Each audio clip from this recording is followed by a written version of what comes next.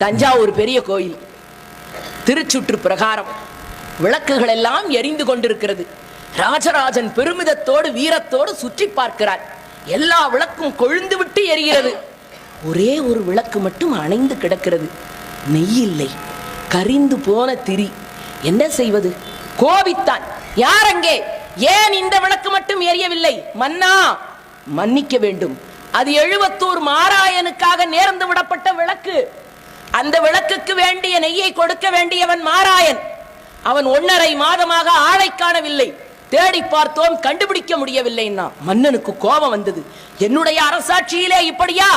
தேரை கூப்பிடுன்னா ஏறி உக்காந்தான். எழுவத்தூருக்கு தேர் போச்சு. ஒரு குடிசை வீட்டு வாசல்ல போய் நின்னுது தேரு. மன்னன் இறங்கினான். ஒரு காவலாளி ஓடி போனான். எழுவத்தூர் மாராயா, வெளியிலே வா, மன்னர் வந்திருக்கிறார்னா. சத்தம் இல்ல.